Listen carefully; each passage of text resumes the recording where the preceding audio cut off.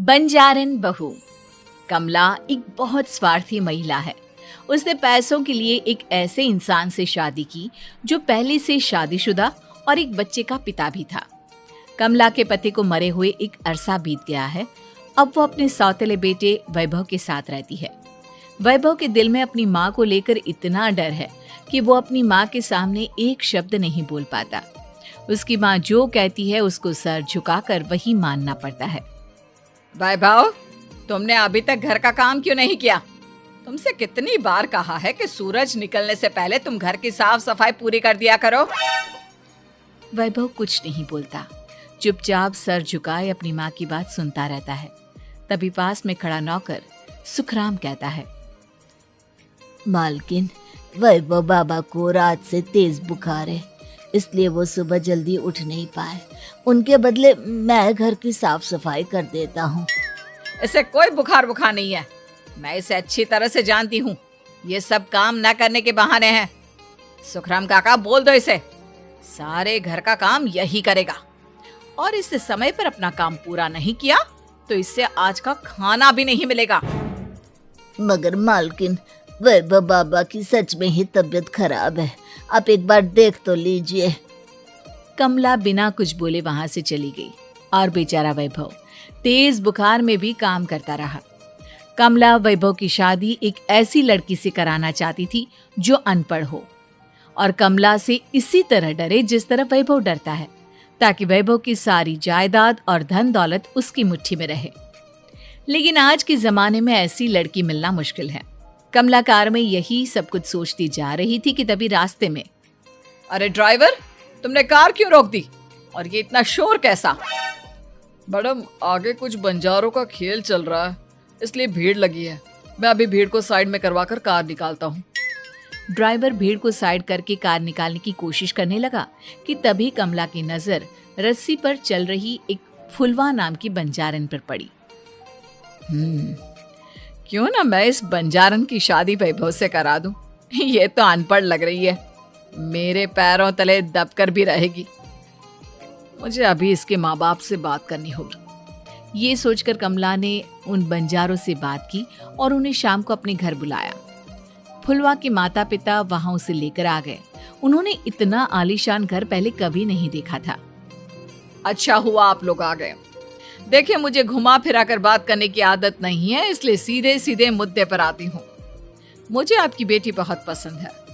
मैं अपने इकलौते बेटे की शादी आपकी बेटी फुलवा से कराना चाहती हूँ। इसके बदले में आप जो चाहो वो ले सकती है। तभी फुलवा की माँ कहती है, ये क्या कह रही है मैम साहब? कहीं आप हमारी गरीबी का मजाक तो नहीं उड़ा रही ना? आप मेरे बेटे से मिल लो। अगर आपको मेरा बेटा पसंद आता है तो मैं कल से ही शादी की तैयारी शुरू कर दूंगी। सुखराम, वैभव को लेकर आओ। फुलवा अपनी माँ के कान में फुसफुसाती है, माँ, कहीं इस मेम साहब का छोरा पागल तो ना है? फुलवा अपनी माँ से बात कर रही होती है कि वैभव वहां आता है। फुलवा उसे देखती ही रह जाती है और उसके माता पिता उसकी शादी तय कर देते हैं। शादी वाले दिन किसी को फुलवा और वैभव की बेमेल विवाह की बात समझ में नहीं आती। फिर भी एक औरत कमला से पूछ ही लेती है, कमला जी, आपने अपने इकलौते बेटे की शादी देहाती गवार से क्यों करा दी? ये बंजारन आपके घर की बहू बनने लायक तो नहीं है। कम से कम अपने स्टेटस का ही ख्याल कर लिया होता। बहू तो अपने टक्कर की लाती, आपने तो बंजारन को ही बहू बना लिया। अब कमला को समझ में नहीं आ रहा था कि इस बात का क्या जवाब दे। वो कुछ देर चुप रही और सोच समझ कर कहती है, बहन जी, आपको तो पता है आजकल के बच्चे किसी की बात कहाँ सुनते हैं। मैं तो अपनी बहू एक पढ़ी लिखी और अपनी सोसाइटी की ही ढूंढ रही थी। लेकिन मेरे बेटे ने मेरे सामने इस बंजारन को लाकर खड़ा कर दिया। बोला कि मैं शादी करूंगा तो इसी से। अब भला मैं क्या करती, मुझे अपने बेटे के सामने झुकना ही पड़ा। कमला की ये बातें सुखराम भी सुन रहा था। उसने ये सारी बातें वैभव को जाकर बता दी। काका, मैं तो फुलवा को जानता भी नहीं, फिर माँ मेरे बारे में झूठ क्यों कह रही है? अरे बेटा, तुम कितने भोले हो, तुम्हें कुछ भी नहीं पता। तुम्हारे पिता अपनी सारी संपत्ति तुम्हारे नाम करके गए हैं। तुम्हारी माँ नहीं चाहती कि यह संपत्ति तुम्हें मिले, इसलिए उन्होंने तुम्हारी अनपढ़ लड़की से शादी करवाई ताकि तुम्हारी तरह वो भी अपने हक के लिए आवाज ना उठा सके। सुखराम काका, मैं क्या करूं, आप ही बताओ। माँ के सामने आते ही मेरे हाथ पैर कांपने लगते हैं। मैं माँ को कुछ भी नहीं कह पाता। वे दोनों बात कर ही रहे थे कि अचानक कमला वहां आ गई।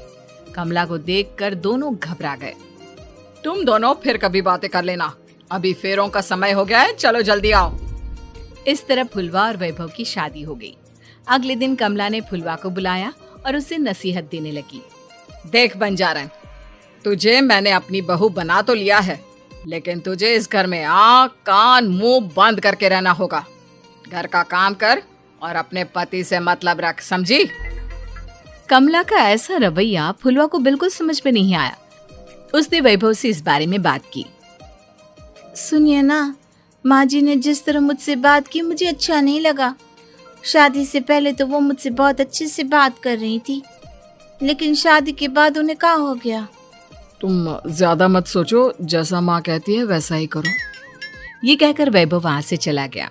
अगले दिन वैभव को घर के नौकरों की तरह काम करता देख फुलवा को बहुत हैरानी हुई। फुलवा ने इस बारे में सुखराम काका से बात की तो सुखराम काका ने फुलवा को सारी बात बता दी।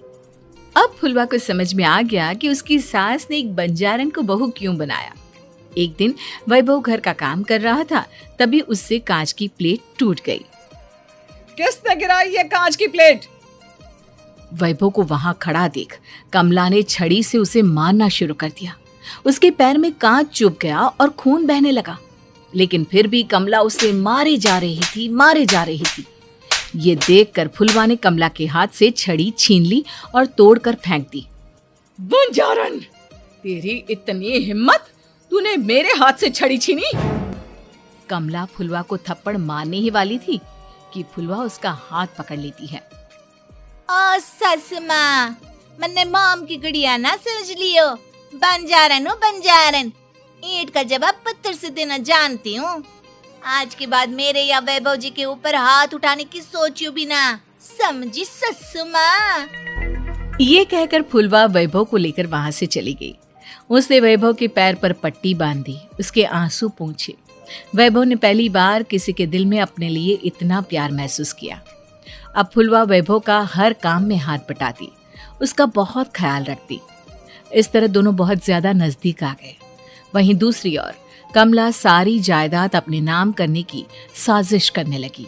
और एक दिन, वैभव, जल्दी बाहर आओ। कमला की आवाज सुनकर वैभव और फुलवा अपने कमरे से बाहर आ गए। जी माँ, आपने बुलाया? ये ले, इन कागजों पर साइन कर दे। वैभव कागजों पर साइन करने ही वाला था कि फुलवा वैभव के हाथ से पेन छीनकर कहती है, ना वैभव जी, आप इस पर हस्ताक्षर नहीं करेंगे। आओ बंजारन, मैं तुझसे बात नहीं कर रही। ये बात मेरे और मेरे बेटे के बीच की है। चुपचाप पेन दे दे, नहीं तो तेरी खाल उधेड़ लूंगी। सस माँ, बंजारन की खाल इतनी भी ढीली ना होवे कि कोई भी उधेड़ लेवे। जो यकीन ना आता हो तो देख ले उतार के। और हाँ, बंजारन जरूर हूँ पर अनपढ़ ना हूँ। मन्ने भी पता है कि किसी भी कागज पर साइन करने से पहले उसे अच्छी तरह पढ़ लेवे हैं। पेन देती है या नहीं? ये कहकर कमला फुलवा को मारने आई तो फुलवा ने कमला को धक्का दे दिया और वो नीचे गिर गई। कमला डरकर वहां से भाग गई। अब फुलवा ने वो कागज उठाए और वैभव के साथ सीधा वकील के पास चली गई। वकील ने वो कागज देखे और फुलवा को बताया, वैभव के पिता की सारी जायदाद और संपत्ति वैभव के नाम है, लेकिन वैभव की सौतेली माँ इस संपत्ति को अपने नाम कराना चाहती है, इसलिए इन कागजों पर वो साइन करा रही थी। तो अब हमें क्या करना चाहिए वकील साहब? वकील ने फुलवा और वैभव को सब कुछ अच्छी तरह से समझा दिया। अब दोनों घर पर पुलिस को लेकर पहुंचे। कमला पुलिस को देखकर घबरा गई। पुलिस ने कहा, आपके नाम की कंप्लेंट हुई है, आपको हमारे साथ थाने चलना होगा। कंप्लेंट? कैसे कंप्लेंट? आप अपने सौतेले बेटे पर बहुत अत्याचार करती हो, धोखे से सारी जायदाद अपने नाम करा रही थी। अब नहीं इंस्पेक्टर साहब, जरूर ये मेरी बहू की कोई साजिश है, इसने गलत कंप्लेंट की है। मैडम, शिकायत आपकी बहू ने नहीं बल्कि आपके बेटे वैभव ने की है। कमला वैभव का नाम सुनकर दंग रह गई। जिस बेटे ने कभी उसके सामने सर नहीं उठाया था, आज वही बेटा उसके सामने पुलिस को लिए आया है। वैभव, तुम्हारी इतनी हिम्मत कि तुम पुलिस को ले आए? हाँ माँ, मैं लाया हूँ पुलिस को, और मेरे अंदर इतनी हिम्मत कभी ना आती अगर फुलवा मेरा साथ ना देती। आपने बंजारन बहू को लाकर अपने ही पैर पर कुल्हाड़ी मारी है माँ। मैडम, आपकी बात खत्म हो गई हो तो चलो हमारे साथ। वैभव, मुझे माफ कर दो, मुझे थाने मत भेजो। आज के बाद मैं तुम्हें कभी नहीं मारूंगी, तुम्हें कभी परेशान नहीं करूंगी, मुझे माफ कर दो। वैभव अपनी कंप्लेंट वापस ले लेता है और पुलिस वहां से चली जाती है। वैभव अपनी सौतेली माँ से कहता है, मैंने पुलिस को वापस तो भेज दिया है, लेकिन मैं आपको माफ नहीं कर सकता। आपने बचपन से आज तक कभी मेरे सर पर हाथ नहीं रखा, हमेशा मुझे मारती रही, नौकरों की तरह बर्ताव करती रही। आप इस घर में नहीं रह सकती, चली जाइए यहाँ से। कमला घर छोड़कर चली गई और सड़क किनारे खड़ी होकर सोचने लगी, काश मैंने वैभव को माँ की तरह प्यार किया होता तो आज मैं इस तरह से बेसहारा ना हो जाती।